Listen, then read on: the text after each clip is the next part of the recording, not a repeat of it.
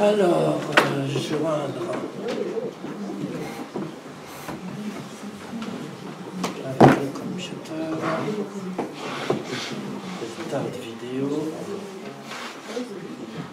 recording, to the cloud. Recording in progress. Ah voilà. Bien, ben bonjour. Je vais d'abord me présenter très rapidement. Je m'appelle Christian Miquel, je fais du zen depuis 30-40 ans, puisque j'avais eu la chance de rencontrer des Shimaru. Et en même temps, j'ai fait un doctorat de philosophie indienne, dont le sujet, c'était justement la notion de sujet dans les philosophies indiennes et occidentales. Donc le moi, bien entendu, à ce niveau-là. Le petit livre qui est là, c'est ce qui va... ça reprend pas mal ce que je vais vous faire dans les différentes conférences, hein, ainsi que celui-là qui est sur la non-dualité. Donc je les ai mis là, après vous pouvez voir, bien entendu, si vous le souhaitez, dans les intersessions, interséances. Mais pour commencer directement à rentrer dans le vif du sujet, dans le vif du moi, je voulais d'abord remercier Guy pour deux choses. D'abord, d'avoir choisi ce sujet du moi, hein, qui est un très joli koan, comme tu l'as dit. C'est ce que je pensais dire aussi, c'est que parler pendant 4 jours de quelque chose qui à la fois existe, n'existe pas, ça va être le propre de ce koan qu'on va essayer de méditer et de comprendre. Hein. Et le deuxième petite... remercier Guy de ça, puis remercier de me faire confiance à essayer de vous apporter un éclairage complémentaire.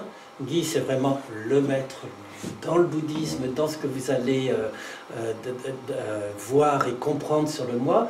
Moi, ce que je vais vous proposer, c'est le cas de le dire, c'est une vision un petit peu en décalage plus large, c'est-à-dire comment justement cette problématique du moi, elle est apparue dans l'histoire, dans les civilisations, et comment elle est traitée différemment dans les différentes philosophies orientales, que ce soit l'hindouisme, le Samkhya Yoga, le bouddhisme, bien entendu. Et donc c'est de donner cette perspective des différents chemins, des différentes voies par lesquelles on a essayé d'aborder le moi et de le dépasser ou de se résorber dans un autre de ça, etc. Donc le plan pour moi, ce sera le premier jour, ça va être de voir d'où vient le moi. C'est une très jolie transition avec ce que Guy avait annoncé, comment se forme le moi. Donc là, ce sera avant même les philosophies orientales, essayer de voir le moi dans les sociétés premières, comme on dit de nos jours, avant que ce soit la civilisation occidentale. Et puis le moi au niveau vraiment de la psychologie de l'enfant, comment le moi se forme, comment le sentiment du moi se forme. J'ai pensé que ce serait la première chose à faire, qui sera le cadre aujourd'hui. Si on a le temps, éventuellement, comment le moi est décrit vraiment dans les principaux mouvements orientaux. Demain, on abordera plus spécifiquement les différentes manières en Inde de chercher un dépassement du moi, donc l'au-delà du moi dans l'hindouisme et dans d'autres mouvements, l'en-deçà du moi, comme je l'appelle, dans le bouddhisme.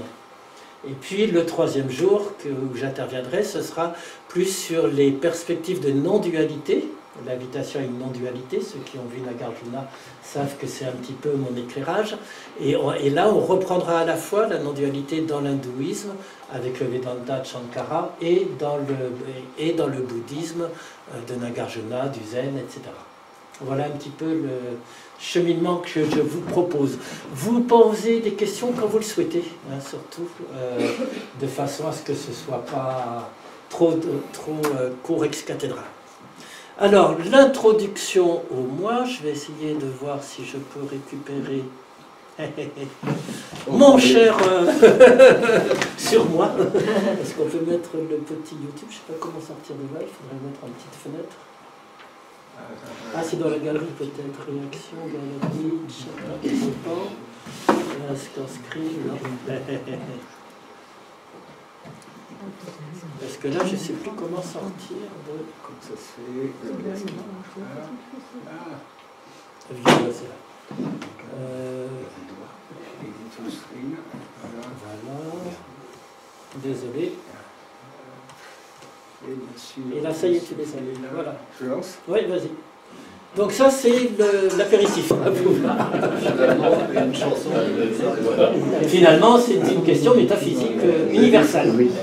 Oui, puis même en sortir d'un monde intellectuel, par la chanson, par un truc de spectacle. Tout à fait, totalement. Non, mais c'est vrai. Et oui, ça peut être une bonne solution. Voilà, donc, alors, je vais essayer de mettre les diapos, parce que les diapos, pour les faire arriver là, je ne sais pas comment faire, c'est mon deuxième mois... Mon mois technique. Comment on fait ça Pour faire les diapos. Là, il faudrait aller dans le... Là, je pense. Regarde, elles sont là. Elles sont là. Là, non? Là, ça va être mon LibreOffice. Oui, il est derrière. Voilà.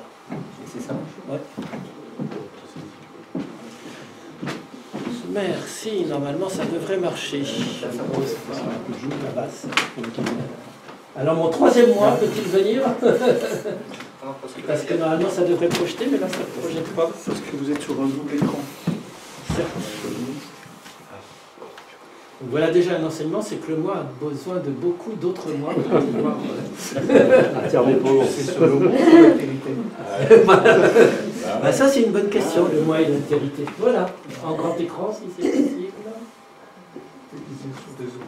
Non.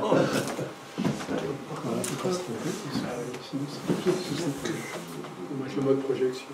Mode projection, ça doit être le... Alors c'est lequel? Parce que je connais pas bien celui de LibreOffice. Et moi non plus. J'ai un peu remettre ça parce que si je Affichage, devant sur affichage. affichage... Je mets en projet. Ah oui, affichage. Non, c'est pas ça. Non, il y a C'est le mode diapo qu'il faut. il y a marqué Ouais, Vas-y, reviens dans le fichier. reviens d'un fichier. Voilà. Bien.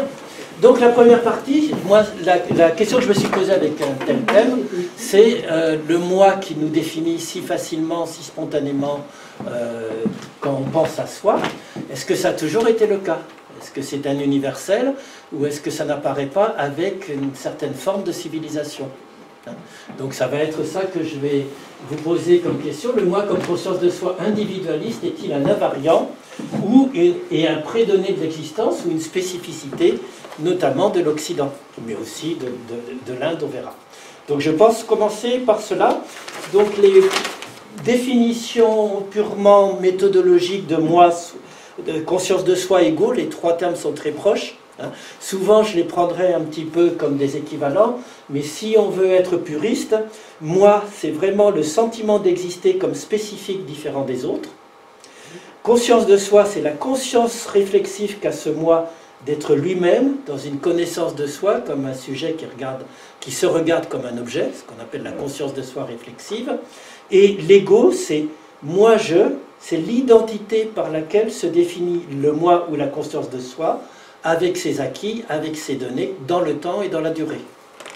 Donc c'est des petites nuances entre le moi qui est un sentiment existentiel, la conscience de soi qui est cette approche réflexive sur soi-même en se dédoublant entre le sujet et l'objet, et l'ego qui est cette histoire qu'on se raconte sur soi-même, cette identité qu'on se donne avec son histoire, ses conditionnements, ses projets, etc.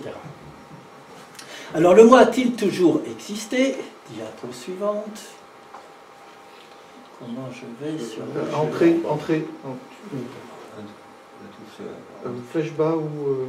Oui, non, c'est que... Voilà. Ah ben voilà. Existe-t-il un moi individué, une conscience de soi individualiste dans les sociétés primitives? Alors aujourd'hui on dit société première, je suis désolé.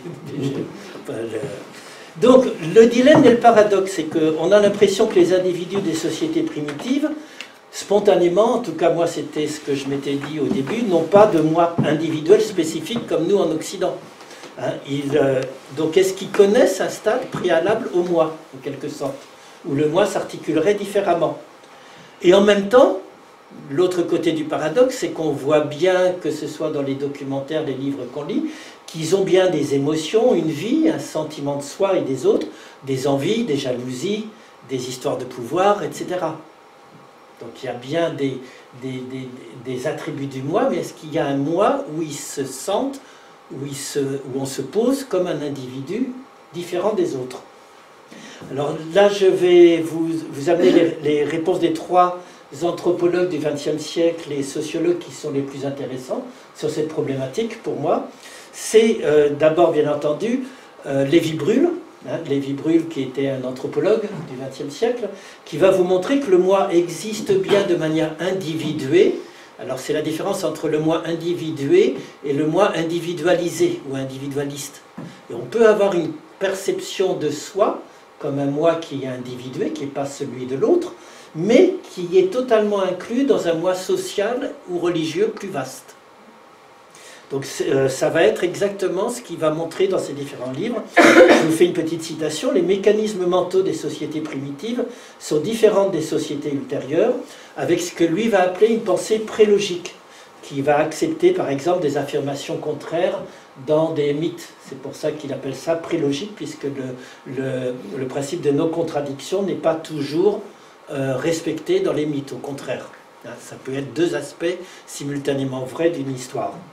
C'est l'un des premiers à constater le caractère peu développé de l'individu qui est fusionné dans la collectivité, dans les sociétés premières. Et c'est le premier à poser que le moi individuel va s'inclure dans un moi social plus vaste. Alors il faut savoir qu'en disant ça, il s'oppose à l'école anglo-saxonne qui croyait à l'identité d'un esprit humain toujours semblable à lui-même.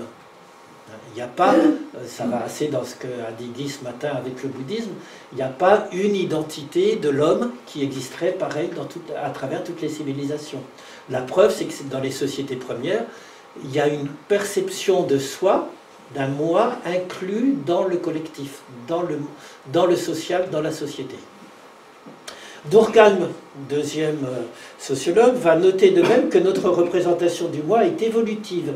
Elle n'est pas donnée, même s'il pense qu'il existe une continuité plus forte entre la pensée prélogique de Lévi-Bruhl et puis la pensée moderne. Les catégories de la pensée ne sont jamais figées dans une forme définitive, dit Durkheim, ce qui pourrait être du Bouddha. Toujours la même, elles se font et elles se défont sans cesse dans le temps et dans l'espace. Donc toutes ces identités subjectives sont elles-mêmes dépendantes de l'évolution des sociétés.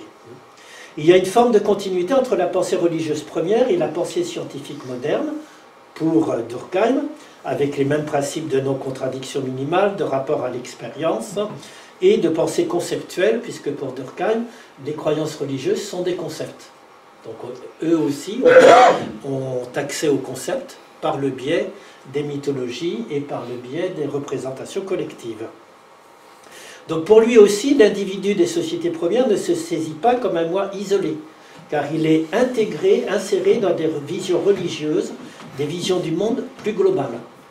Donc là, on a vraiment une réponse qui, même s'ils se disputaient entre eux au niveau théorique, sur la pensée prélogique, a le même constat que le moi va être une construction dans les civilisations et qu'on peut avoir une perception d'un moi individué qui est intégré de manière plus vaste dans une identité collective. Pierre Clastre va apporter quelque chose de très intéressant, c'est un auteur que j'aime bien.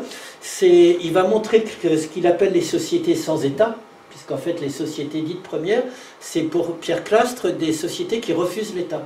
C'est pas du tout qu'elles ne connaissent pas l'État, c'est qu'elles pressentent qu'il est possible qu'à un moment donné une caste ou une classe prenne le pouvoir et donc que l'État arrive, mais elles le pressentent tellement bien qu'elles ne veulent pas que ça arrive.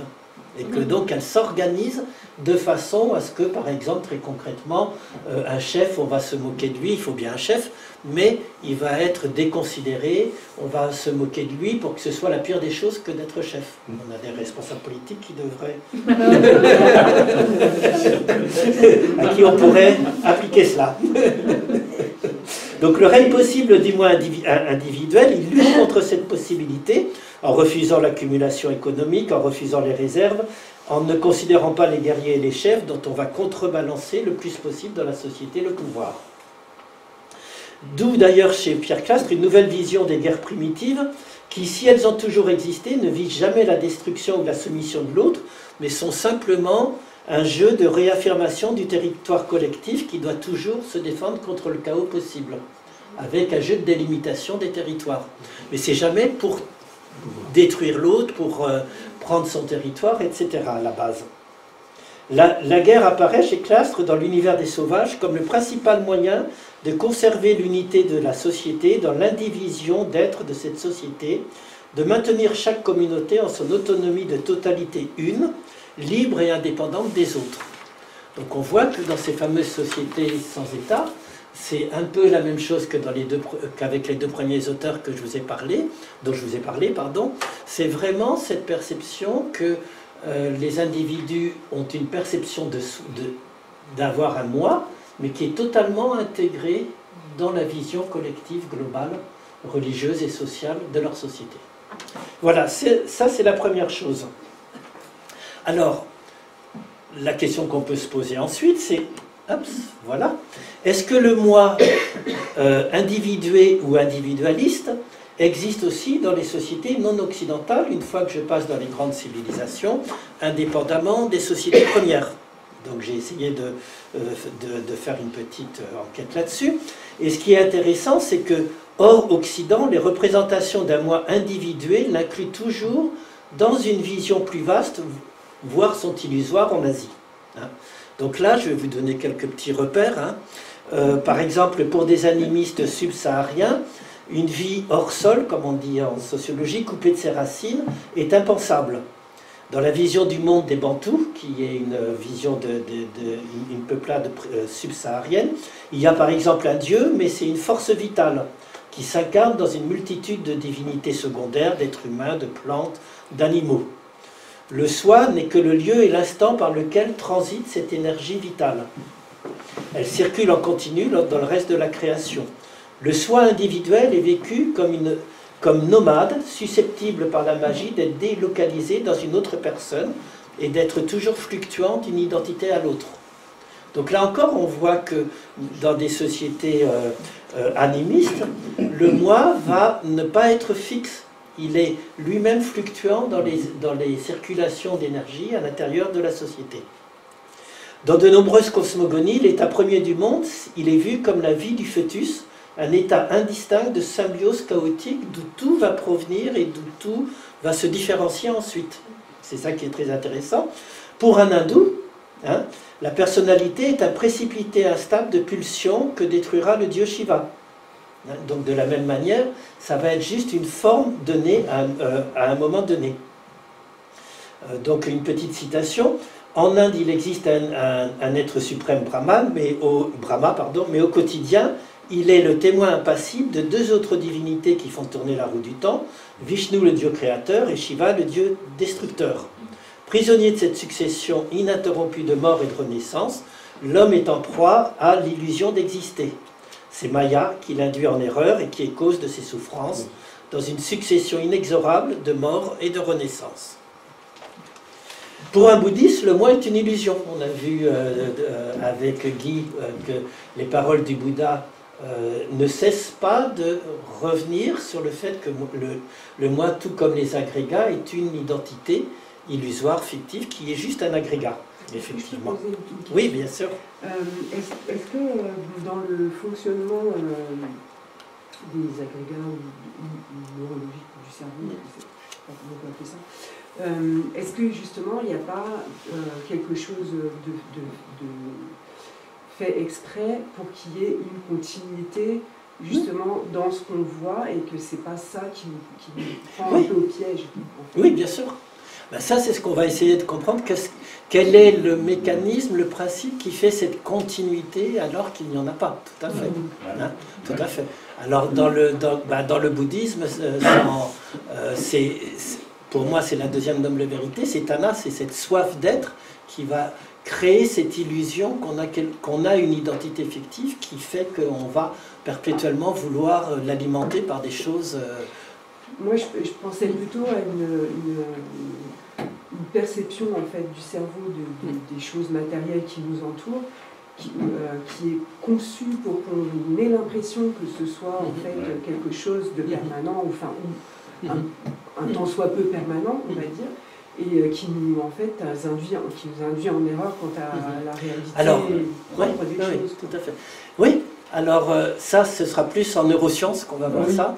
Et j'aurai une petite partie qu'on fera en neurosciences, je ne sais pas si on la fera demain après-midi ou demain soir, on verra. Mais en neurosciences, on va bien voir ça, avec le paradoxe qu'en fait, il n'y a pas une petite partie dans le cerveau qui construit, parce que dans le cerveau, on voit vraiment comment le moi n'est pas localisable, mais comment en même temps on peut avoir cette illusion d'un moi qui se fait. Mais ça, on le verra, on répondra au niveau neurosciences.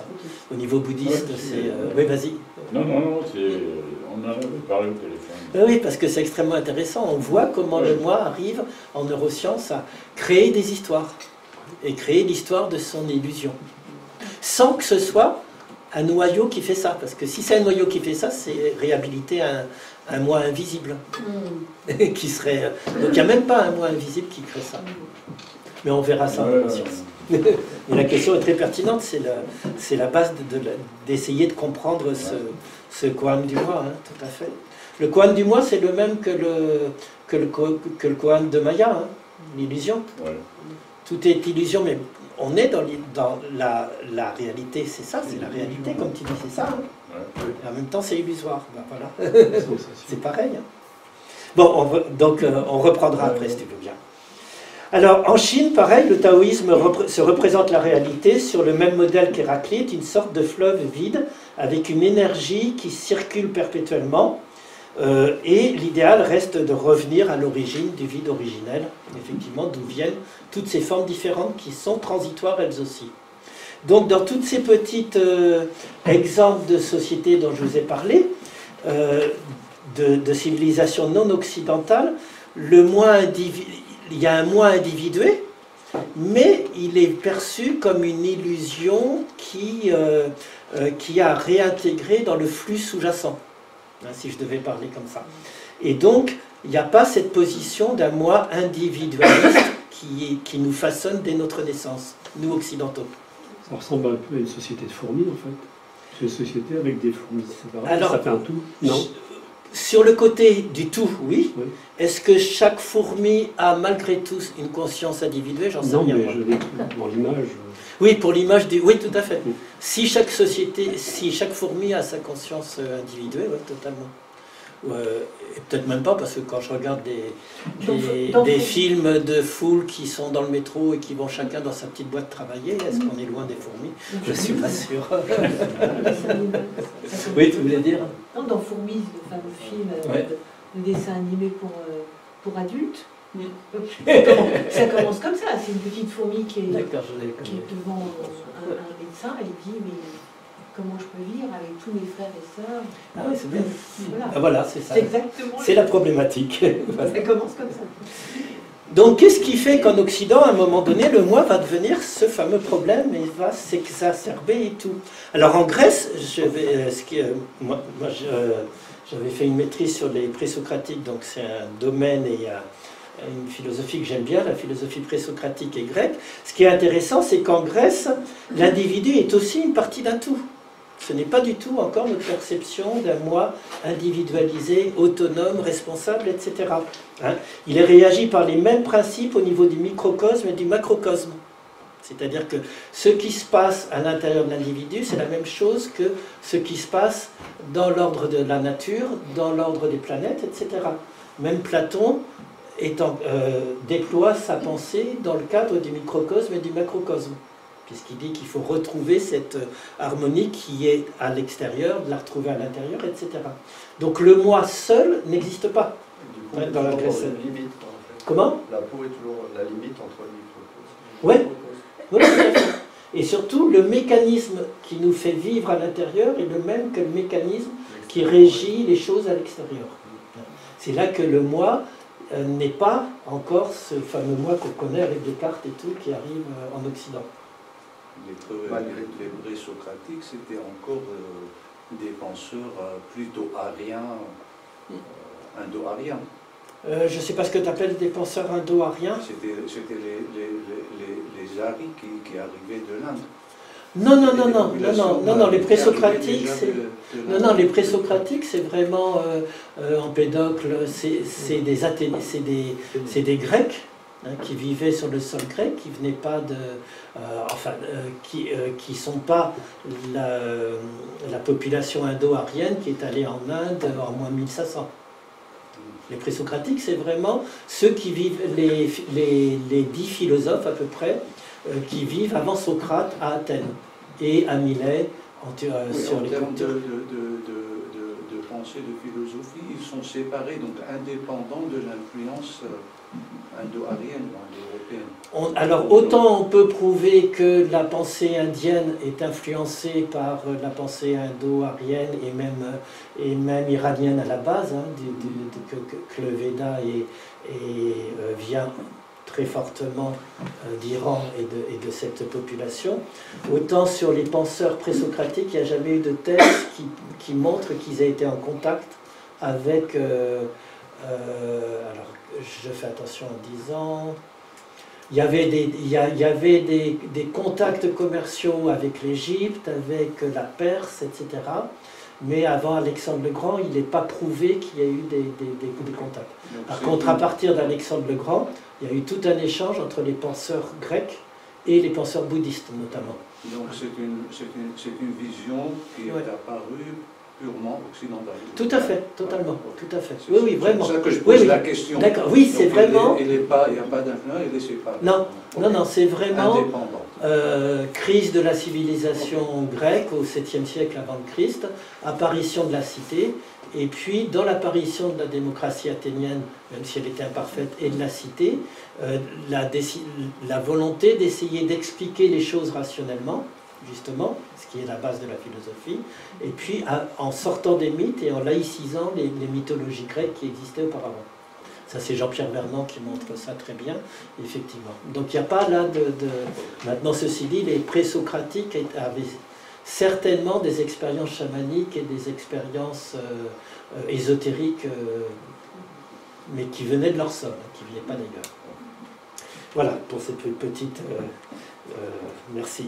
Alors, donc, en Grèce, Socrate lui-même, le fameux Gnotis Auton, connais-toi toi-même, qui était sur le fronton de Delphes et qui reprend Socrate, connais-toi toi-même, ça veut tout dire, sauf occupe-toi de ton petit moi.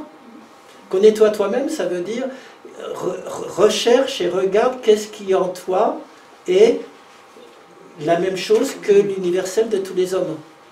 Donc connais-toi toi-même, c'est dépouille le moi pour retrouver ce qui est universel et qui est commun à tous. C'est ça la voie de la connaissance, du connais-toi toi-même. C'est pas le développement personnel, comment je suis fait avec mes tendances, mais ceci, mais cela. Donc même là, même chez Socrate, c'est dégager le propre commun à tous les hommes. Aristote, l'âme intellectuelle se caractérise non pas par le pouvoir de dire je, moi, mais par la capacité de devenir toute chose, de se projeter dans les choses et de devenir les choses, puisque l'homme est défini comme un animal raisonnant qui appartient aux deux règnes. Plotin dira de la même manière qu'il faut une conversion pour que l'âme remonte à son origine, postule qu'elle va rejoindre le grand tout, l'un et l'être universel. Plotin, c'est le premier en Occident qui va dire « je », qui va parler à la première personne, qui va dire « moi ». Mais ce « moi » n'entre en scène que pour se trouver des limites. Toutes ces tentatives pour fixer le moi échouent. Comme le dit Plotin, il est impossible de délimiter le soi, de dire « jusque-là, c'est moi ». Ça fait totalement penser au texte que Guy nous a lu ce matin sur le Veda. On ne peut pas délimiter là où serait le moi, où il s'arrêterait. Finalement, le soi, le moi, va en déduire Plotin, c'est le tout, c'est l'être universel. Et il le répétera très souvent dans ses œuvres. Quand le soi a compris qu'il est fondamentalement le tout, la destruction des pronoms personnels est consommée. Donc là, on a vraiment des chaînes de pensée qui, même quand on va dans des civilisations entre guillemets avancées au niveau raisonnable, au niveau de la raison, chez les Grecs, chez Plotin, chez les Indiens, va penser le moi sans le poser comme une autonomie, une identité stable, cohérente, indépendamment du tout dans lequel il est saisi. Mais on peut se demander dans quelle mesure la langue n'est pas capable d'exprimer cette réalité. En gros, on passe le temps à dire que les mots qu'on utilise ne sont pas les bons. Oui, je suis tout à fait d'accord. D'ailleurs, quand Descartes dit « je pense donc je suis », Nietzsche répond encore un philosophe prisonnier de la grammaire. Il a confondu le « je » qui était un simple principe d'énonciation avec une substance pensante qui serait une affirmation métaphysique. Donc oui, tout à fait. En tout cas en Occident, avec notre langage. Alors, comment arrive ce fameux moi individualiste et son codage occidental qui, à mon avis, fait qu'on en est imprégné, même si on n'en est pas conscient. Donc, ce qui est intéressant, c'est que, à mon avis, bon, c'est ma propre interprétation, donc elle vaut ce qu'elle vaut, mais quand on regarde dans l'histoire des religions, la perception d'un moi individualiste, elle n'est pas réservée qu'à l'Occident. Elle arrive à chaque fois qu'une grande civilisation rencontre une crise profonde. Et ça va être donc par exemple, très concrètement, en Égypte, on a des textes que je vais vous citer qui vous montrent l'avènement d'un moi individualiste qui pourrait être très contemporain, où peu importe la religion, on n'y croit plus, c'est le moi seul qui s'autodéfinit par lui-même. Donc quand est-ce que ça arrive en Égypte? Pendant l'une des périodes noires de l'Égypte, période intermédiaire, vers moins 1202, crise, guerre civile, l'individualisme ressurgit ou surgit pour la première fois avec une force très prégnante, et on voit un moi nu surgir, même s'il continue à être codé dans les codes de l'au-delà qu'on espère pour une vie après. Donc je vous ai cité, j'ai pris une citation du chant du harpiste, qui est un texte de moins 1200, de moins 2200, pardon, égyptien. Les frères sont méchants, les compagnons d'hier ne s'aiment pas, les cœurs sont rapaces, chacun saisit les biens de son voisin, le pays est abandonné aux injustes. La mort est devant moi comme la guérison pour un malade, ça c'est dans la dispute sur le suicide. Les demeures des dieux n'existent plus, leurs murs sont brisés. Personne ne revient du royaume des morts pour nous dire leurs besoins, pour apaiser nos cœurs, jusqu'au moment où nous partirons à notre tour.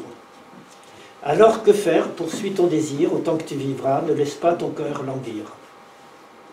Là, on voit très bien comment il y a une perception individualiste, cette fois-ci, pas individuée. Les codes collectifs éclatent et surgit un moi autonome qui essaye de s'en sortir tout seul avec ses propres forces et de se dire ben, jouissons du moment présent au moins. Et là, il y a bien déjà en Égypte, en moins 2200, un surgissement du moi isolé, individualiste, autonome. En Grèce, le surgissement du moi comme conscience de soi individualiste se fait avec les sophistes. Je vous ai parlé des présocratiques qui sont encore avec l'ancienne sagesse, mais les sophistes, ce sont ceux qui vont arriver en disant bah, tout le langage, toute la philosophie, tout ce qu'on est en train de mettre en branle pour parler sur l'agora, parler ensemble, la démocratie athénienne, et tout, on peut l'instrumentaliser. On peut en faire des règles, des principes, ce serait toutes les formations aujourd'hui, hein, c'est le métier des sophistes. Dire quelles sont les règles pour avoir raison au tribunal, quelles sont les règles pour bien parler, donc c'est vraiment une instrumentalisation du langage pour arriver à mes fins individuelles et particulières. Et les sophistes vous apprenaient à faire une thèse, et puis après, à démonter la thèse en faisant exactement la thèse inverse. Simplement pour apprendre à avoir raison et à l'emporter sur les autres. Donc là, on voit bien que le discours se désancre d'un sens collectif, d'un but collectif. C'est un instrument pour l'individu pour pouvoir s'affirmer et affirmer ce qu'il souhaite. Ça prouve qu'il n'y a pas de réalité en soi, parce que tu peux construire quelque chose et le déconstruire et c'est la même chose. Ça s'équivaut en fait. Oui. Sauf qu'ils orientent, ils donnent un sens. Oui. Ça, c'est la conséquence philosophique que vont d'ailleurs tirer en Grèce les cyniques, les sceptiques, effectivement, tout à fait. Où tout est apparence et où il n'y a pas totalement Pyrrhon et tout. Mais les sophistes, ils n'ont pas de position philosophique. C'est simplement un apprentissage des règles et des techniques moyennant finance, pour pouvoir apprendre aux gens comment arriver au mieux à leur fin. Donc on voit très bien qu'avec les sophistes, effectivement, ils apprennent à instrumentaliser le langage pour parvenir à ses fins, surtout à maîtriser l'art oratoire, puisque c'était le lieu du pouvoir, hein, d'arriver à l'emporter à l'Assemblée. Ça ne se fait pas tout le temps. Et donc on voit bien l'instrumentalisation par différence avec les présocratiques qui cherchaient à retrouver le logos et l'ordre du monde. Les présocratiques avaient vraiment cette vision globalisante de retrouver ce qu'ils appelaient le logos, l'ordre du monde, le fonctionnement du monde. Leur révolution individualiste aux sophistes, c'est un usage purement instrumental du langage et de la raison. Voilà, c'est ce que je voulais dire à ce niveau-là. Donc on voit comment ça arrive en Grèce. Ce qui va apparaître, c'est avec l'héritage de la philosophie grecque et l'avènement du christianisme, qui va vraiment y avoir, à mon avis, dans mon interprétation, une révolution et une nouvelle figure du moi qui arrive. La racine grecque, hein, donc je vous reprends les deux. Dans la racine grecque, on voit très bien qu'est-ce qui va être repris dans le christianisme pour faire cette conception d'une âme individuelle qui va être liée au moi. Donc on va reprendre chez les Grecs le fait que, par exemple, Parménide, le présocratique, disait que seul l'être, l'immuable, est, que le non-être n'est pas. Ben, les penseurs chrétiens vont reprendre ce fixisme, cette substance éternelle qui existerait au fond de chacun de nous. De la même manière, ils reprendront Platon, lorsque Platon postule qu'à côté du monde sensible, il y a un autre monde d'idées qui dédouble le monde sensible, que l'âme peut être immortelle, se libérer de la prison du corps dans le Phèdre, et pourra alors retourner dans le monde des idées éternelles. On va reprendre là aussi cet aspect de Platon pour dire qu'il existe bien un substrat permanent dans l'individu. Et cette vision sera recyclée selon d'Ehrenburg, là c'est pas moi qui le dis, par les chrétiens pour décrire le paradis. Dans les évangiles, l'homme n'est plus seulement à l'image de Dieu comme chez les Juifs, ou la mesure de toutes choses comme chez les Grecs. Grâce au Christ incarné, il devient le Fils de Dieu, c'est-à-dire une parcelle de Dieu. Du coup, vivre revient à poursuivre l'œuvre commencée à la création jusqu'au Happy End, l'avènement d'une nouvelle Jérusalem, etc. La fusion entre le moi grec et le moi de l'Ancien Testament et le moi juif s'opère dès les premiers siècles. C'est vraiment au tournant de notre ère que apparaît cette révolution et cette nouvelle conception d'un moi qui aurait un noyau fixe, éternel, intangible, donné une fois pour toutes. Et après, il va y avoir ce que j'appelle une intériorisation de cet aspect fixe et éternel du moi de chacun. Donc là, c'est toujours d'Ehrenburg que je cite. Quand il s'observe dans un miroir d'étain, l'homme du Moyen-Âge capte déjà le reflet de ses descendants.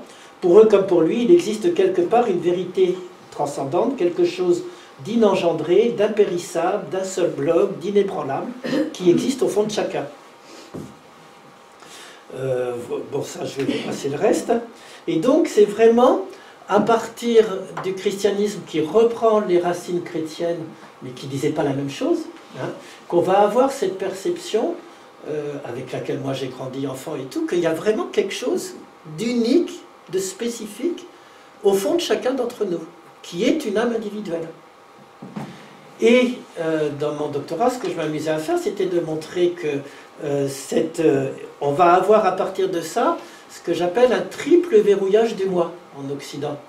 C'est-à-dire que autant on va avoir cet après-midi et les autres fois et les autres jours qu'en Inde, on a le même avènement du moi individualiste, mais en Inde, on va dire il est possible de dépasser cet état du moi, soit au-delà, soit en deçà, etc. Ce qui est la spécificité de l'Occident, c'est de poser qu'il existe un moi, un noyau fixe et éternel en soi, qui ne peut pas être dépassé. Pourquoi il ne peut pas être dépassé? Ben, c'est ce que j'appelle le triple verrouillage. Hein. D'abord, c'est une création. Chacun a une âme individualisée. C'est la grande différence du christianisme par rapport aux autres religions. Il y a une âme individuelle. On verra qu'en Inde, l'âme, elle n'est pas individuelle. L'Atman est le même que Brahman, etc. Donc, il y a une âme individuelle, donc je ne peux pas la dépasser. C'est ce qui a été créé par mon créateur, qui est un fond inébranlable en moi, un germe. Le deuxième verrouillage, c'est que vu que ça a été créé par Dieu, il y a une distance infinie entre le Créateur et sa créature. Il n'y a que les mystiques chrétiens qui oseront franchir le pas et dire que la créature peut revenir à Dieu et être une parcelle de Dieu ou être... oui. Mais je ne suis pas très connaisseuse en chrétienté, mais est-ce que j'ai entendu quelque part quand même que Dieu est en chacun de nous oui, c'est ça. Donc en fin de compte, ça... Mais de manière individualisée. C'est ça la grande différence. C'est quand même Dieu, en tant qu'entité, qui est en chacun de nous. Et puis on dit aussi, considère l'autre comme si c'était toi-même. Oui, tout à fait. Quand même, oui, non, mais oui. Et il y a peut-être des problèmes d'interprétation, je pense. Oui, c'est pour ça que je dis, c'est vraiment... mais ce que je crois qui est vraiment spécifique, qui arrive avec le christianisme et l'Occident, c'est cette croyance que le moi est vraiment quelque chose de créé, une âme individualisée. Ça n'existe pas dans les autres religions, une âme individualisée que je vais retrouver après à la résurrection. De la même manière que le corps va être... Je vais retrouver mon corps et je vais retrouver mon âme individuelle. Ça fait Edmund Munch qu'actuellement, tous les fadas de San Francisco qui vont retrouver dans nos neurones ou nous faire un programme pour retrouver notre âme individuelle. Et puis on aura exactement le même corps, les mêmes... Et puis c'est vrai qu'on ressent une séparation avec le Créateur. Oui, alors ça dans le christianisme, sauf les mystiques, sauf tous les courants aussi de charité, etc. Parce qu'il y a toujours heureusement des lignes de fuite et des exceptions.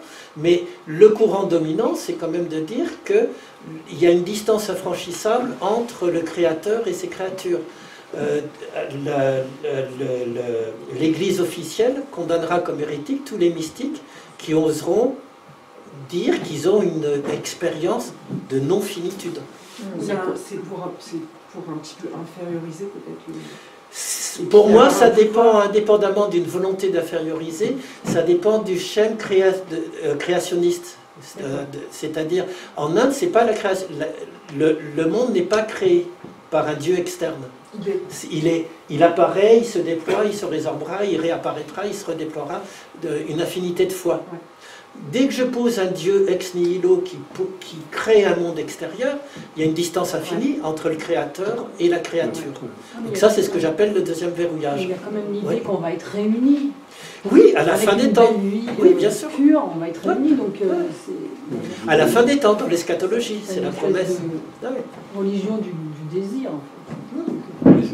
C'est cette idée qui prévaut quand on dit le séparer. Oui. Séparé, c'est-à-dire quand le moi séparé de sa source. De sa source, tout à fait. Qui doit chercher à y retourner, mais toujours en gardant cette distance malgré tout. Oui, oui, tout à fait. Donc, oui. J'ai une question. Est-ce que c'est aussi un phénomène de judaïsme aussi, et monothéisme, mais ou seulement christianisme? Moi, j'ai tendance à penser que c'est le monothéisme plus que le christianisme. Et que ça a été plutôt accentué par le christianisme. Mais je pense que c'est plutôt spécifique au monothéisme, parce qu'on retrouve la même chose dans l'islam, sauf chez les mystiques, comme Rumi, etc. Et on va retrouver la même chose dans l'Ancien Testament, avec le Dieu jaloux et tout. Donc j'aurais tendance à penser que c'est le monothéisme qui souvent va... Mais encore une fois, les choses ne sont jamais d'un seul bloc. Donc même dans le monothéisme, il y a des courants qui vont, parce qu'ils sont inspirés par des expériences de non-finitude, de non-dualité et tout, vont traverser et exprimer autrement et retrouver la même chose que ce que disent les bouddhistes ou les hindouistes, chacun dans une forme différente. Et là, ce que j'essaye c'était de voir comment s'est constituée cette croyance qu'on a un moi spécifique, vraiment individualisé, qui est unique, et puis qui est appelé à être éternel, enfin qui voudrait bien être éternel, comme tu le disais dans un de tes textes. Et le troisième verrouillage, c'est simplement qu'il y a une condamnation à la finitude, c'est-à-dire qu'on ne peut pas dépasser, en tout cas dans cette vie-ci, dans le christianisme, avec le fameux péché originel, qui est plus spécifique, là, effectivement. Le péché originel, c'est la marque que je ne peux pas dépasser. Alors que toute l'Inde se fera sur le pari qu'on peut dépasser notre finitude et notre condition humaine. Ça, c'est vraiment la différence. Et du coup, qu'est-ce que c'est que d'où ça provient cette histoire de péché originel? C'est cette histoire de péché originel, d'où ça vient? Pourquoi est-ce qu'on a été... Ça, je ne suis pas spécialiste du christianisme, et puis je ne vais pas aller là. Mais franchement, je ne peux pas répondre. Je ne suis pas assez connaissant du christianisme parce qu'après, il y a plein de sens différents dans lesquels on peut prendre le péché originel et je ne peux pas rentrer. Dans le bouddhisme, il n'y a pas justement cette idée non, du justement, péché, là, non, le bouddhisme et l'hindouisme, c'est avidya, c'est l'ignorance. Alors que dans le christianisme, c'est un péché originel, c'est la marque d'une faute originelle. Voilà, c'est ça, tout à fait. Ah oui, ça c'est une déviation. Enfin, ça oui, c'est pour ça que je dis qu'il y a plein de lectures différentes du péché originel. C'est possible. La biblique ne correspond pas du tout à ça. Oui, pas tout à le fait. mot péché, le mot péché n'existe pas. Oui, c'est possible. J'ai lu ça aussi. C'est pour ça que je dis bien, je parle que de ce qui est devenu la tradition chrétienne et occidentale. À partir de cette voie-là, en fait. Oui, exactement. Qui a vraiment fait dévier la parole du Christ et le judaïsme. C'est une interprétation avec laquelle je suis totalement d'accord, mais qui n'est pas l'interprétation. Moi, personnellement, je suis tout à fait d'accord avec cette interprétation, mais ce n'est pas l'interprétation de l'Église. C'est erreur de visée, erreur de cible. Ça n'a rien à voir avec le péché. Enfin, on ne va pas rentrer dans les... Mais c'est pour ça que je ne peux parler que de ce qui est devenu la tradition à ce niveau-là occidental. Alors j'ai l'impression que c'est comme s'il y avait un état stable et un état presque de conscience alaya qui serait... et cette chute de cette conscience alaya, ou du paradis, qui fait qu'on tombe avec ce péché originel, qu'on est toujours à la recherche de ce retour à l'état stable dans lequel on était bien et qu'on n'y est plus, et qu'il y a quelque chose en nous, qui fait ça dans notre moi qui est insatisfait et qui recherche tout le temps à ce retour de quelque chose de fixe. Pour aller dans cette idée de fixité. Pour aller dans le sens de ton interprétation, alors deux choses. Conscience alaya, mais ça je le dirai plus tard quand on arrivera à ça. La conscience alaya, si je peux me permettre, n'est pas dans les paroles historiques du Bouddha. Oui. Ça arrive avec le Yogacara. Oui. C'est une nouvelle croyance qui arrive vers le 6e, 7e siècle. On en reparlera. Donc ça, c'est une première petite précision.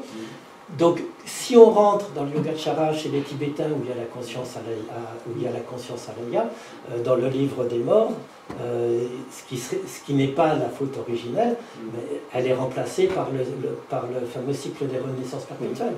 C'est-à-dire que ce sont mes actes et mon karma qui font que la conscience alaya va être encore pleine d'impureté et tout, et va projeter dans le Bardotodol, dans le livre des morts égyptiens, des morts tibétains, va faire qu'on va retomber dans une nouvelle existence. Et à nouveau, on va revivre le samsara, retomber dans une nouvelle existence, jusqu'à ce que la conscience alaya soit purifiée et reste telle qu'elle est. Donc on peut aller dans ce sens-là, mais ce n'est pas une faute originelle, c'est le poids de nos actes, c'est le poids du karma. Et puis il y a une idée de connaissance aussi, oui, d'omniscience. Oui, c'est la connaissance qui va libérer de ce cycle. Ouais. Mais si on arrive à ne pas souffrir dans la roue du samsara, du coup ça devient plus un problème. Oui, dans ce cas-là, il n'y a plus de samsara. A priori, dans le bouddhisme, tant que je suis dans la route du samsara, je ne peux pas faire autre chose que souffrir. Mais je peux aussi avoir des moments bien. Mais samsara, c'est simplement le fait que je suis perpétuellement à passer d'un état à l'autre. Et que le fait de passer d'un état à l'autre, c'est une source de souffrance. Puisque je veux toujours, malgré tout, rester stable, justement, fixe, maîtriser les choses, contrôler. Donc je ne peux pas être dans le samsara sans souffrir, ou alors je suis déjà délivré, tant mieux. Mais le propre même du samsara, c'est passer d'un état à l'autre. Parce que je pensais que se délivrer du samsara, c'était ne plus se réincarner. En fait, c'est pas ça. On peut rester dans le samsara et ne plus souffrir. Si, c'est pas question. Alors bon, on va pas... je ne vais pas rentrer dans cette...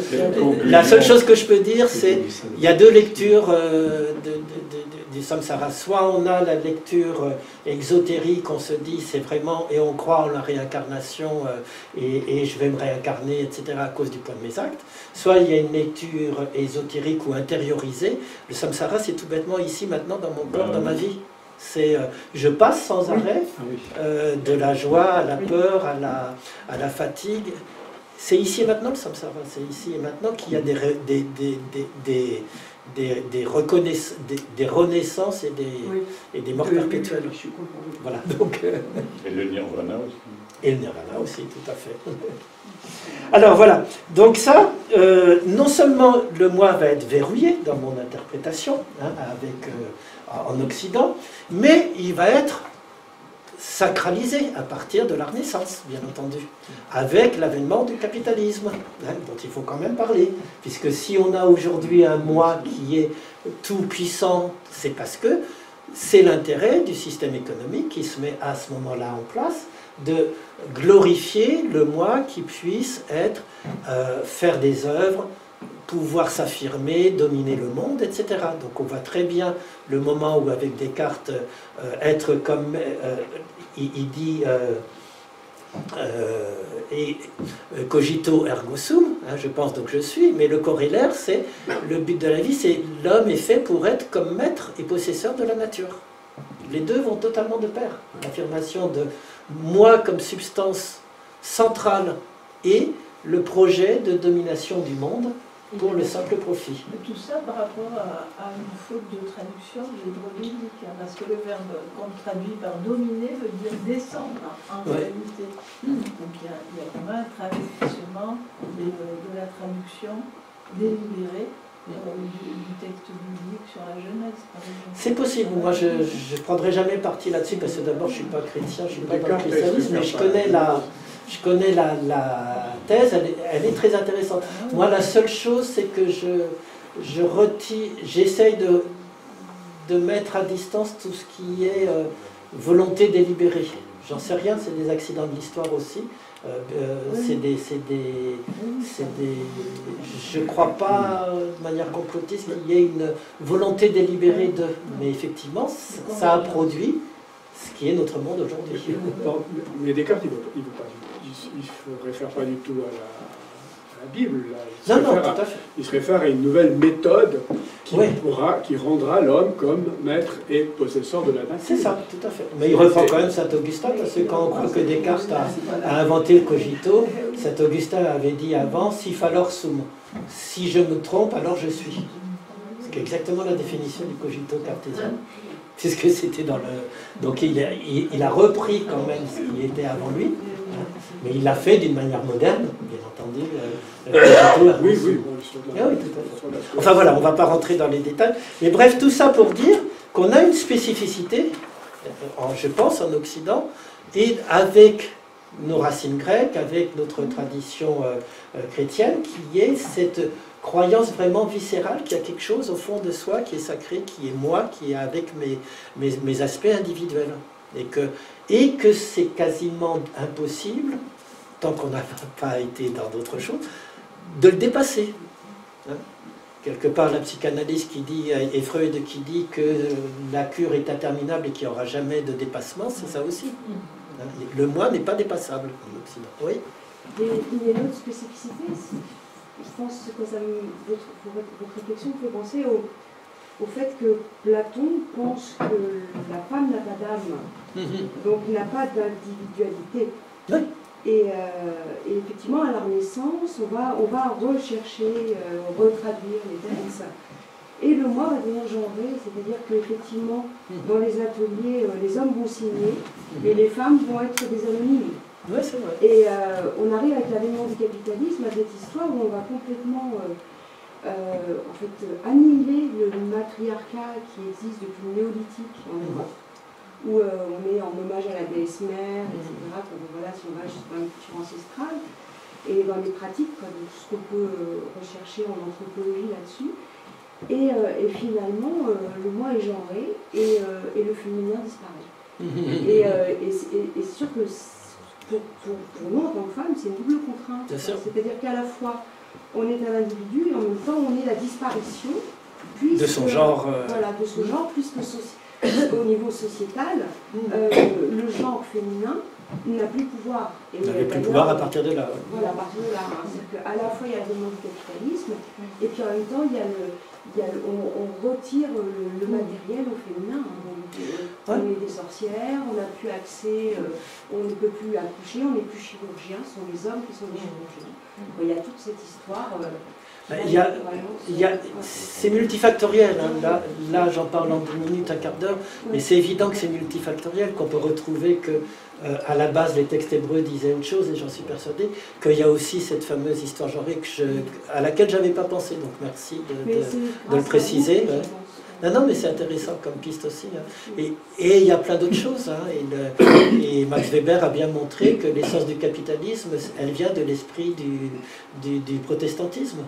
Qu'à la base, c'est un exercice spirituel protestant, hein, d'accumuler le capital. Et de faire en sorte... Eh oui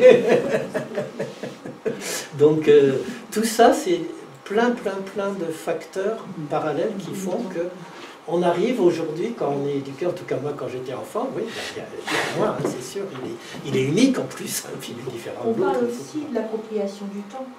Ouais, le capitalisme s'est approprié le temps, qui jusqu'à présent n'appartenait pas aux hommes. Et qui était cyclique. Et voilà, et à partir du moment où on invente, on s'approprie le temps, on invente l'usure. Et donc l'usure sur l'argent, et ainsi le capitalisme naît.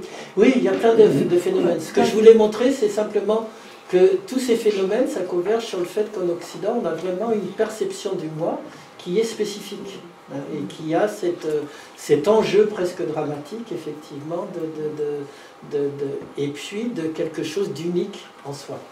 Voilà. Bon, je vais arrêter là pas sur ce matin, j'ai encore 20 minutes, où je vais essayer de vous présenter le deuxième volet. Le deuxième volet, c'est d'essayer de voir comment le moi s'est constitué, se constitue chez l'enfant, des premiers âges jusqu'à l'adulte. Donc là, je vais me servir de la psychologie de l'enfant, et on va voir de la même manière que le moi, c'est une construction sociale et une construction psychologique. Ce n'est pas quelque chose qui est prédonné une fois pour toutes. C'est un peu le but de cette matinée. Donc, je vais revenir à la psychologie. Comment se forme l'idée du moi? Oui, merci. Ça, c'était dans les civilisations non occidentales. Psychologie, la symbiose originelle et les premières formations du moi. Ce qui est intéressant en psychologie, c'est que le premier stade de l'enfant, il n'y a pas de moi. Donc, on a tous vécu des états où il n'y avait pas de moi.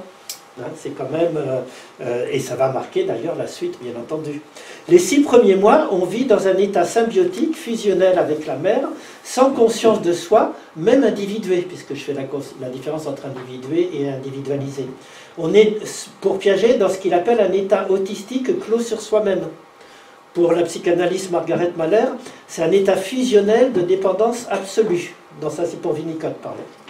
C'est un état de symbiose affective dans un état impulsif et émotionnel primaire, ou encore de syncrétisme indifférencié pour Henri Wallon. Et pour Freud, c'est une libido globale indifférenciée, pas encore focalisée sur la bouche, l'anus ou des organes sexuels. Donc, tous les premiers mois de l'enfance, ce sont des mois dans lesquels il y a un état symbiotique où il n'y a aucune perception d'un moi, d'un noyau individuel.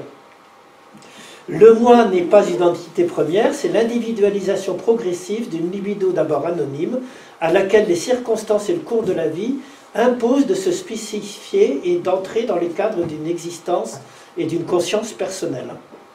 Et ça, on va voir d'ailleurs que le fameux babillage des enfants, là on va retrouver le Lankavatara Sutra avec un aspect plus scientifique, mais comme tu disais, quelque part, il y a tout dans cette description. Et il y a même la conscience de la langue et tout, et aujourd'hui on insiste beaucoup dans la psychologie des premiers âges sur ce qu'ils appellent le plaisir bucco-labial du babillage. C'est-à-dire que c'est parce que l'enfant a du plaisir, à trouver du plaisir avec sa langue et tout, qu'il va répéter les sons. Et c'est comme ça que petit à petit, il va rentrer dans le langage et après dans la constitution des mots, etc. Donc au début, il n'y a pas de moi, de toute façon.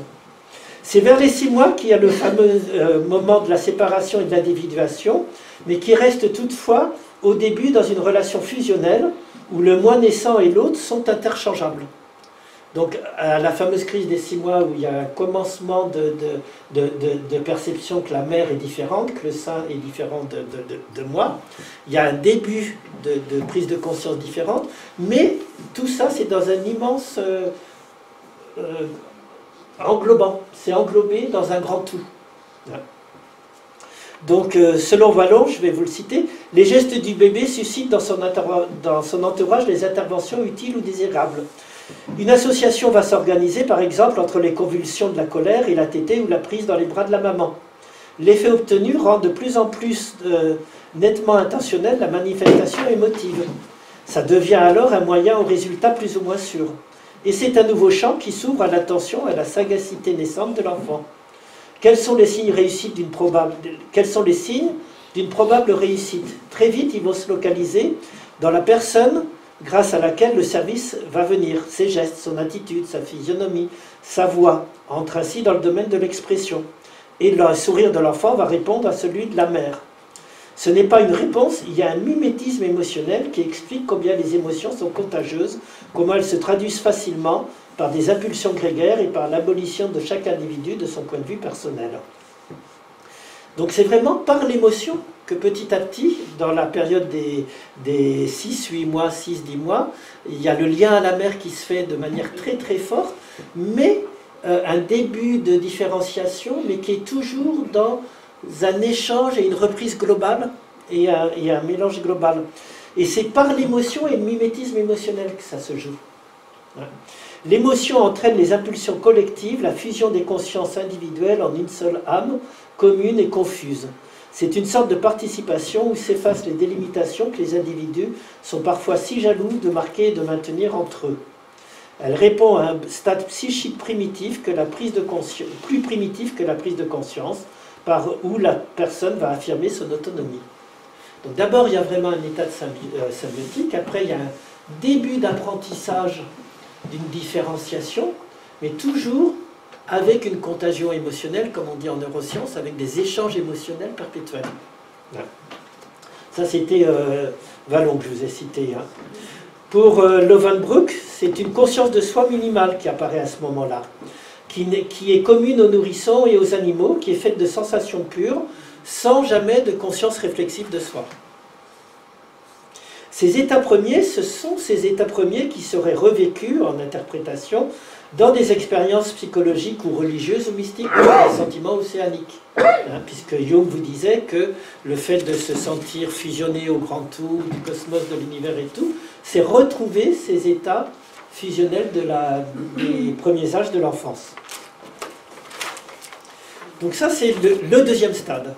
Le troisième stade, c'est le stade égotique de l'ego, selon Piaget, le stade où petit à petit va se former progressivement le moi et l'ego. Donc jusqu'à 3 ans, ça va être les jeux, les obstacles, le langage, qui vont façonner petit à petit un sentiment du moi face à ce qui s'oppose à soi. C'est vraiment dans le jeu de l'opposition. Il n'arrivera à différencier sa personne de ce qu'il devra dissocier de lui dans les impressions comme ne lui appartenant pas, qu'à travers toute une série d'exercices et de jeux qui prennent une précision croissante, en même temps qu'ils provoquent des manifestations d'attente anxieuse et des explosions de surprise ou de joie. Quand vous voyez les petits-enfants, c'est vraiment ça, ils jouent et puis hop, il y a une explosion émotive ou de peur ou de joie. Donner et recevoir, qui va devenir la manière dont le moi se forme, donner et recevoir une tape, il arrive à connaître le dédoublement entre celui qui agit et celui qui subit, par exemple. Mais cette alternative qui fait passer de lui à l'autre perpétuellement, puisqu'il y a toujours ce passage de l'enfant à celui face à qui il est, cet aller et retour de même impression n'est pas encore l'affirmation d'un point de vue personnel. Il est sans frontière nette entre moi et l'autre. D'ailleurs, Éric Vallon dira que jusqu'à 3 ans, quand le petit enfant commence à parler, c'est très typique, vous vous en souvenez peut-être si vous avez des enfants, vous l'avez vu si vous en voyez, quand ils commencent à raconter des histoires ou à parler, ils parlent autant en leur nom propre que pour la personne qu'ils imaginent. Il n'y a pas de différence entre eux et l'autre. Et c'est ça qui nous surprend toujours, on se dit tiens c'est marrant, il imagine, mais non il n'imagine pas, il parle. au même titre que l'autre à qui il prête une histoire. Alors après, toujours dans cette période des 3 ans, de 8 mois à 3 ans, le moi va progressivement se construire par rapport à l'autre. Et il va petit à petit déployer les 3 modes préliminaires du moi. Donc les 3 modes préliminaires du moi en psychologie de l'enfant, c'est le moi actif, c'est le fait de manipuler le monde par des actes répétitifs. Hein, je cache, je détruis, je prends, je bois, etc. Petit à petit, il y a une constitution du moi qui se fait, donc grâce à ce moi actif. Il y a également ensuite, où est-ce que j'en suis, le moi affectif, merci, qui organise les joies et les chagrins en apprenant à jeter ou à garder. Hein, le moi affectif, ah ça m'apporte du plaisir, je garde, ah ça j'aime pas, je le jetterai dès que je le verrai. C'est la base de tout ce que Guy vous invite petit à petit en méditation à apprendre à ne plus jeter ou vouloir garder. Oui, c'est vrai. Mais ça vient de là, hein, des 3 mois. On acquiert ça à 3 mois, ce mécanisme de... Et c'est affectif encore, ça passe par l'émotion, ça passe par le partage affectif. Et le 3e mois, bien entendu, ça va être le moi parlant, hein, qui petit à petit agit magiquement sur le monde avec des mots. Et puis après, va monologuer et dire ses ressentis égocentrés sans vraiment communiquer. C'est pas de la communication, c'est vraiment du monologue intérieur qui se met en branle, qui va devenir la fameuse parole intérieure. Donc tout ça, c'est le déploiement du moi petit à petit qui se construit à travers un moi actif, un moi émotionnel qui jette et qui garde, et un moi parlant qui apprend à dédoubler ce qu'il vit avec le langage. Le moi comme conscience individuelle scindée des autres, ça arrive à 3 ans à peu près, à la fameuse crise des 3 ans, quand il va s'affirmer en s'opposant. Hein, il y a toujours le moment où l'enfant va dire non, non, non, tout le temps. C'est là que le moi s'affirme le plus, dans l'opposition, parce que quand il dit non, il prend conscience que lui, il n'est pas ça. Hein, effectivement. Moi, en s'appropriant ce qui est à autrui par la violence ou par la rue. C'est là que les enfants vont mettre très souvent en branle des jeux où ils vont prendre ce qui est à l'autre. Tous les cours de récré qui sont souvent... voilà. Et ça va impliquer une différenciation parfaitement nette entre le mien et le tien. C'est à moi, il veut pas que son petit copain lui prenne son jeu à lui. Ah, excuse-moi, ça c'est au niveau sociétal, ça c'est typique Occident ou bien, je sais pas, normalement, chez les Indiens et tout, il y avait... Alors, les études ont été faites en Occident, ce qui serait très... J'ai pas la réponse, hein, mais c'est vrai que ce serait super intéressant de voir si dans une société indienne ou africaine, c'est exactement la même chose ou non. Je sais pas. C'est pas un mécanisme qui est lié à une culture, ou c'est un mécanisme purement humain. C'est un mécanisme normalement purement biologique et humain, mais en même temps, il est influencé par la culture. Alors il a des influences culturelles, sociales, etc. Mais il est pareil à mon sens. Je pense que la réponse est dans les deux. C'est-à-dire que je pense vraiment que les 3 mois, là, le moi qui agit, qui découvre qu'il a un pouvoir sur les choses, le moi qui apprend qu'il y a des choses qu'il aime, qu'il veut garder, qui jette, et puis après le moi qui monologue, je pense que c'est universel quelque part. Oui. Mais ça s'exprime très différemment, je pense, chez nous en Occident, en Afrique ou ailleurs. Ce serait l'hypothèse que les moi que tu décris, c'est les moi physiologiques qui sont nécessaires à la survie, à la permanence de l'espèce et qui le sont. Après, comme tu dis, il y aura après des cultures qui vont s'incruster là-dessus, mais ces 3 moi ne sont pas les moi créateurs du samsara. Le créateur du samsara viendra beaucoup plus tard. Je ne sais pas. Pour moi, il vient dès le je garde, je jette. Oui, mais ça vient avec le culturel qui me dit, oui, ça c'est à moi, mais je le garde et je te prends le tien aussi. Ouais, mais ça arrive à 3 ans. Voilà. Et ça, devient culturel.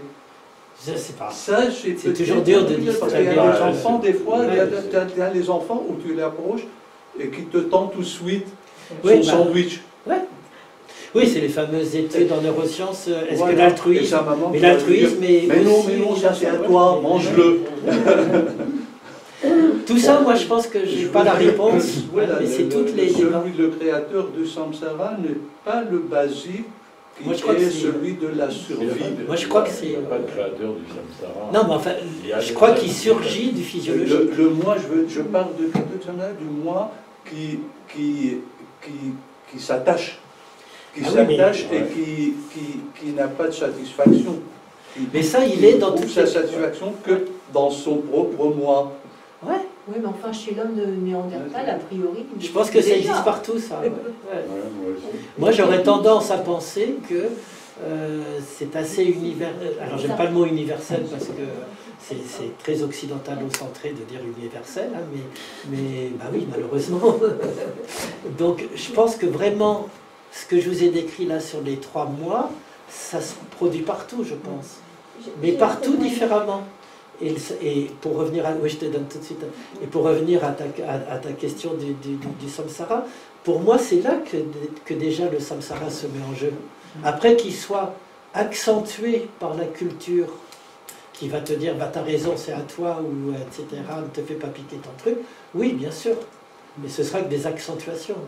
Mais bon, c'est une interprétation. C'est vrai que moi je me pose aussi la question, là c'est vraiment spécifique, de l'appropriation des objets. Je suis pas, moi non plus, je suis pas convaincue que ce soit naturel à la base. Je sais pas. Est-ce que je peux peut-être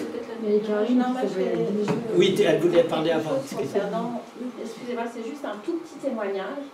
J'ai eu l'occasion d'avoir les confidences d'un Indien âgé à qui j'ai demandé quels étaient en fait ses premiers souvenirs d'enfance. On est en Inde, on est dans l'Inde du Sud, on est dans un monde clanique, on est dans un clan, on est dans des souvenirs qui ont lieu à la relation avec la mère, dans un monde où il n'y a que des filles, c'est le seul garçon. Et la réponse c'est, j'ai la perception qu'en dehors de moi, je perçois l'existence de poussins. Je suis dans... L'existence de poussins. Je perçois que entre moi et la chose dont je me souviens, c'est ça. Je suis dans un endroit et je perçois l'existence du poussin et je vois plus petit que moi. Voilà, c'est juste ce que je voulais dire. D'accord. Je voulais témoigner de ça. Merci. Non, mais c'est... À l'âge de 3 ans. À 3 ans. Bah oui, parce que c'est vraiment théoriquement, chez les psychologues qui ont fait c'est vraiment autour de 3 ans que le moi, à ce moment-là, se constitue.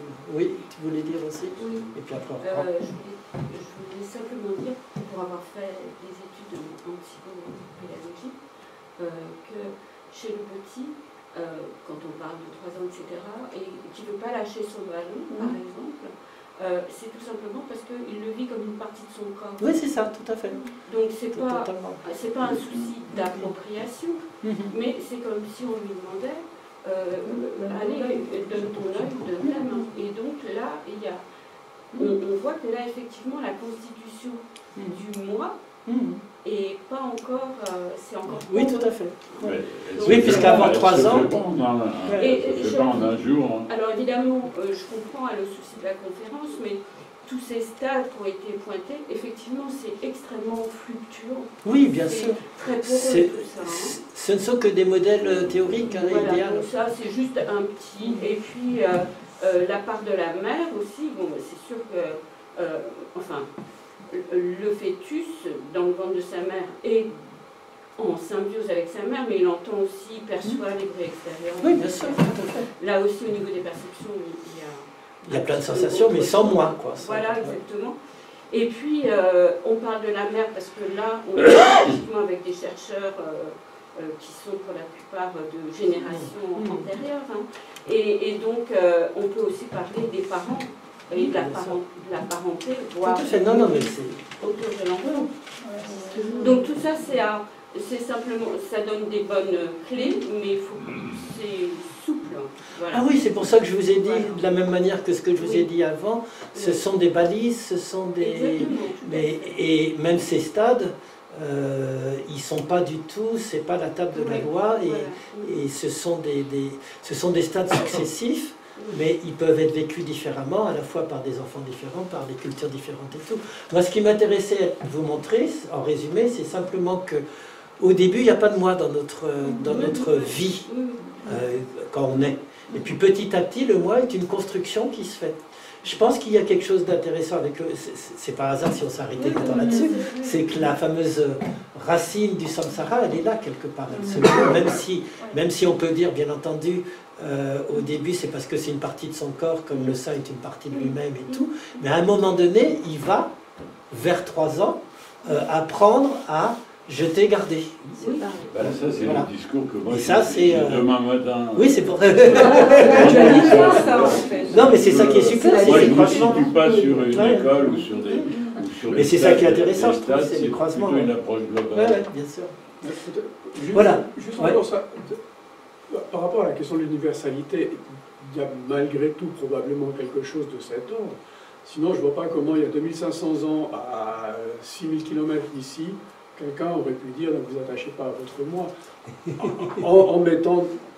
En prenant en compte les problèmes de traduction et de conception, mais je veux dire, voilà. Sinon, alors, en quoi est-ce qu'il nous parle aujourd'hui? Parce qu'il parlait de toute autre chose. Oui, mais bien sûr. Et en même temps, quand le Bouddha en parle, c'est dans un cadre dans lequel les hindous croient à l'Atman et puis la théorie du karma, qui n'est pas du tout notre cadre, sauf si on est bouddhiste. Donc, ce simple énoncé, se libérer du moi, il va être totalement vécu différemment par le Bouddha que par un hindou, que par nous ici dans cette salle. Comme quoi l'universel, dès qu'on essaye de l'exprimer, on exprime un point de vue. Enfin pour moi, dans mon point de vue. Bon, mais on ne va pas rentrer dans la théorie de l'univers.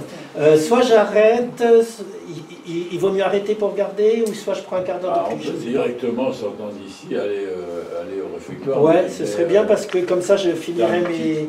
Oui, vas-y. Si c'est possible. On prendra 5 minutes. Mais c'est intéressant hein, que ça ait cristallisé ce moment de l'apparition du moi. Donc je passe plus rapidement. Je suis toujours dans les premières formations du moi.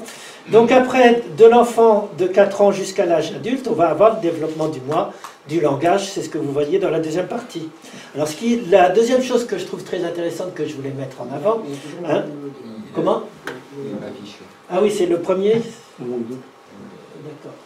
C'est ça, non? Ouais, là je vous commande ça.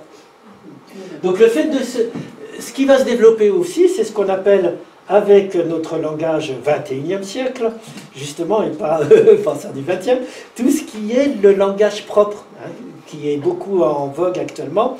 Le fait de s'inhiber et de se parler intérieurement, l'endophasie, comme on appelle ça de nos jours, c'est capital pour son développement mental à l'enfant en neurosciences. Et ça, c'est vraiment le plan de recherche des neurosciences actuelles, de beaucoup faire sur l'endophasie, c'est-à-dire en se parlant, le fait qu'on apprend à se parler à soi-même. Et en se parlant, plus tard, pour se remémorer des souvenirs, planifier des choses, en imaginer d'autres, s'autocritiquer, on se façonne en effet une conscience de soi étendue dans le temps. C'est comme ça que petit à petit, on va se dire que c'est moi dans le temps. Parce qu'à force de me raconter une histoire où je reprends des éléments du passé, où je projette des choses futures que je veux, c'est comme ça, dans le langage propre, interne, qu'on se construit le moi avec le langage. On développe une mémoire autobiographique qui n'existait pas auparavant. La mémoire, elle arrive aussi vers 3 ans. Avant, en neurosciences, il n'y a pas de quoi se souvenir, hein, effectivement. Ou 2 ans, je ne sais plus, mais enfin, tu reprendras. On commence à commenter intérieurement sa vie, à se raconter son histoire en déroulant une trame narrative. Et ça, pour moi, c'est la deuxième grande usine du moi. Notre radio intérieure qui s'est mise en branle petit à petit à ce moment-là et qui ne cesse pas de me raconter une histoire sur ma vie et que je crois être ma vie. Alors que ce n'est qu'une histoire que je me raconte. Oui, c'est la radio moi, ouais, c'est la radio intérieure. Hein. Donc, voilà. En fait, on se crée des souvenirs qui n'ont peut-être pas existé. On réinterprète les souvenirs. Les souvenirs ne sont localisés nulle part. Ouais. Donc, l'enfance, hein, j'entends. En neurosciences, on recrée perpétuellement. Ouais. La mémoire, c'est une recréation perpétuelle sur des traces qui existent, mais qui sont, mais qui ne sont pas objectifs, qui sont pas, il n'y a pas de souvenir objectif. Ouais. Voilà, donc ça c'est une petite étude, je ne vais pas rentrer dedans, mais ça vous montre, en rouge c'est toujours les régions qui sont fortement activées et en bleu les régions qui sont sous-activées. Et bien dans le fameux langage intérieur, on a les deux, c'est-à-dire qu'on a à la fois une suractivation de la région cérébrale du langage à voix haute, normalement, mais en même temps, il y a la sous-activation en bleu qu'on voit là, mais qui ne se voit pas beaucoup sur la diapo, qui est la zone du cerveau qui inhibe cette capacité. Donc le langage intérieur, c'est vraiment se servir du langage qui va vers l'extérieur, mais en inhibant sa capacité d'extériorisation. Et c'est le monologue intérieur qu'on connaît tous. Donc ça, c'est ce qui m'avait intéressé. Pour nous qui, dans le zen, essayons de parfois être sans la voix intérieure, ou parfois on trouve que la voix intérieure, elle se tait. Et puis, mais elle est perpétuellement là, sinon. Oui, c'est un dialogue. Et c'est une fabrication, c'est ça la fabrication du moi. Pour moi, c'est vraiment aussi cette fabrication incessante d'un discours sur moi-même. Mais adapté aussi à un personnage qui se présente au monde aussi ou aux autres. Oui, bah c'est ce qui va alimenter la manière dont je vais me présenter aux autres après. Tout à fait. Donc notamment, on est dans l'ego. Oui, tout à fait. Donc notamment, une thérapie, ce serait changer, modifier ce langage qui revient avec des... Je sais pas. Tu vois, alors, il y a des thérapies qui pourraient proposer de changer le langage intérieur pour changer le comportement, oui, voilà. Et vice-versa, ou alors de changer le comportement pour changer le langage intérieur. Moi, ma fascination du zen, c'est que je pense que c'est ça, et la pratique du zen pour moi, mais c'est que mon vécu, c'est que ça arrive à ce que cette voix arrive enfin à cette heure. Ou à parler toute seule sans que je sois dedans. Sans que je la suive. Oui, voilà, bon, et là, du coup, il y a un silence qui n'est plus... aussi prendre une distance. Oui, mais enfin, ça c'est un vécu. Voilà. Alors, je continue. Psychologie fin. Le troisième stade de Piaget, c'est la relation raisonnée et communicante avec autrui. Le moi a de plus en plus une histoire parentale, affective, sociale, grosso modo de 4 à 7 ans jusqu'à l'adolescent. Alors, dans les théories, effectivement, du XXe, à partir de 4 ans, consolidation de la différence entre le moi interne et externe. Là, Freud vous expliquait le passage du stade oral au stade anal, puis après le stade génital. Tout ça, c'est des stades successifs dans lesquels le moi va se constituer. Vers 7 ans, il y a quand même quelque chose qui, à mon avis, est aussi fondamental pour nous dans le bouddhisme et dans le zen, c'est cette prise de conscience et c'est à ce moment-là que l'enfant prend conscience de la mort et de sa propre mort comme une possibilité. Ben ça, il n'y a pas meilleur moteur pour avoir un moi que d'avoir peur que ce moi ne soit plus là. Donc je pense que la peur de la mort qui se manifeste à ce moment-là, ça va être l'un des trois. Là, en parlant comme ça, on en avait vu 3. Hein. Il y avait le moi actif qui rejette, qui garde. Il y a le monologue intérieur, et puis il y a cette rencontre de la mort, tout bêtement. Cette prise de conscience d'une mort possible de soi. À partir de 11 ans, développement des capacités cognitives et abstraites. De 11 ans à 19 ans, le réajustement du schéma corporel, la consolidation de l'intelligence formelle pour Piaget, etc. Donc petit à petit, simplement, en garder qu'il y a un développement progressif des différentes capacités. C'était alors aujourd'hui, on remet beaucoup en cause le fait que c'est un schéma idéal, hein, bien entendu. Mais ça, mais eux-mêmes en étaient conscients, je pense. Hein. C'est un faux procès dans le sens où c'est ce que Max Weber appelle des idéals types. On construit un modèle idéal, mais la réalité, elle est différente du modèle, bien entendu. Elle évolue à sa vitesse. Les évolutions possibles... Alors, j'en arrive à l'âge adulte, pour finir. Quelles sont les évolutions possibles de l'ego une fois ses capacités développées à l'âge adulte? Puisque là, ça y est, on arrive à peu près adulte, on a notre joli petit ego, on est normalement armé pour vivre dans la société sans avoir besoin de faire du zen, hein, parce que c'est chiant de s'asseoir, de rien faire face à un mur. Donc, comment on est constitué à ce moment-là avec son ego? Les 3 choses qui sont possibles, que j'ai retrouvées en allant voir dans la psychologie, il y a une évolution positive, une évolution faussement neutre, et une évolution négative pathologique le plus souvent. Donc l'évolution positive, c'est en développement personnel ou en spiritualité, ne pas laisser son moi dominer, s'en décentrer pour trouver une vision plus profonde qui s'ouvre à l'autre, qui s'ouvre au monde, bien entendu. C'est-à-dire prendre, comme Guy a commencé à le dire, le moi, s'il est là, autant s'en servir sans... c'est un nouveau boîte, c'est pas la boîte. Autant ouvrir des boîtes avec et puis s'adapter au monde, s'ouvrir. Donc ça, on peut le faire de manière simplement développement personnel, hein, pour être heureux dans mon job et tout, ou on peut s'ouvrir peut-être pour aller voir plus loin qu'est-ce qu'il y a au fond de tout ça. Hein, et ça, c'est la spiritualité, que ce soit l'hindouisme ou le bouddhisme pour moi. Ensuite, il y a une deuxième solution qui est faussement neutre, hein, le négatif normal. On est sous la coupe du moi, mais de l'ego, mais on peut toujours s'adapter au monde différent de ses souhaits. On est souvent sous sa coupe sans le voir. Pour donner des exemples très concrets, regardez le nombre de fois ou de gens, ou vous ou moi, qui allons nous prendre des selfies, ou qui allons regarder sur les réseaux sociaux les petits vivas qu'on a reçus, ou qui allons donner de l'argent pour se faire du bien et se dire qu'on est quand même bien, hein. Ou donner des conseils, ou défendre ses idées à tout prix, ou s'accrocher à ses croyances. Ah non, tu n'as pas le droit de dire ça, hein. Le bouddhisme ne le dit pas. Hein.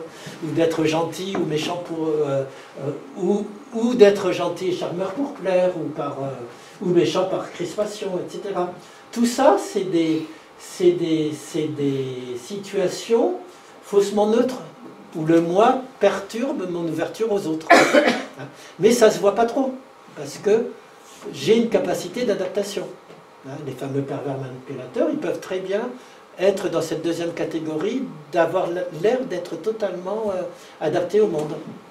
Et puis il y a quand même la troisième caractéristique, d'après Pamela Cribb, c'est de vraiment l'ego qui devient pathologique, fermé sur lui-même, hein, et voire toxique pour les autres. Et ça, c'est quand l'ego transforme le besoin d'amour réciproque en quête d'approbation. Le besoin d'harmonie ou d'unité qui devient une quête d'excellence pour être admiré comme toujours le meilleur. Ou alors quand on cherche à toujours être conforté par l'extérieur, par les autres, en contrôlant, refoulant sélectivement sans fin, en se condamnant à une quête perpétuelle. Donc tout ça, c'est des moments où le moi va se fermer, se figer, se coaguler, comme disait Deshimaru, et être de plus en plus rigide. Wilhelm Reich parle de cuirasse caractérielle. C'est de se construire une cuirasse caractérielle. Voilà. Et dans les pathologiques, c'est l'ego diminué, dans Yarila, la cuirasse caractérielle. C'est le petit stade encore ultime, c'est quand l'ego est tellement diminué sans estime de soi qu'il va devenir à la limite un enfermement autiste ou schizophrénique, ou une cuirasse caractérielle où le moi de l'autre est inatteignable. Voilà, ça c'est juste pour avoir fait un petit portrait de... Alors c'est schématique, c'est rapide, j'en suis désolé, c'est vrai. Hein. Mais ce qui est intéressant, c'est toutes les questions que ça ouvre. Et puis surtout, moi, c'était simplement, le moi, c'est pas une donnée. C'est pas quelque chose qui existe de manière fixe, une fois pour toutes. C'est une construction sociale et psychologique. Et petit à petit, ça se... et puis ça... voilà. Donc merci pour vos remarques, parce que je trouve que les trois choses qu'on a vues, là, ça fait bien le lien avec le bouddhisme grâce à vous.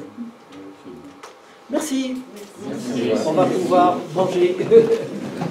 Allez alimenter le moi. Alors, il faut que je mette ça.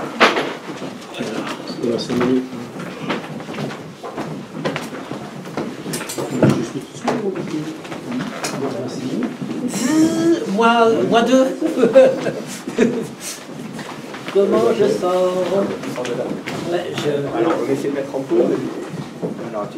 Il faut que j'arrête déjà. Alors, en fait, on n'est pas sur un écran, quand je vois les réglages de ça, on n'a pas un écran identique, dupliqué, on a un écran étendu. Donc c'est pour ça qu'il faut que vous fassiez passer à chaque fois. Mais ça, tu préférais avoir un écran dupliqué? Oui, ce serait mieux. Je pense. Bon, je ferai ça tout à l'heure. Oui, parce que là, je ne sais pas du tout ce que ça a enregistré. Est-ce que ça a enregistré d'abord? Mais du coup, ça n'a pas enregistré Ça n'a pas enregistré les diapos. Ah oui, donc ce serait beaucoup mieux de faire sans apparaître en partage d'écran. Parce que toi, tu avais en visuel là-bas? Non. Je ne sais pas. Qui était là? Tu le voyais là? Oui, je le voyais là. Donc c'est bon alors. Mais je ne le voyais pas. C'est différent. Bon, on va regarder. Oui, je ne comprends pas. On va regarder. Ouais, mais il faut qu'on aille chercher. On regardera l'enregistrement que ça en fait. Mais Alain, il est... Le problème, c'est que c'est une c'est moi, je comprends que dalle.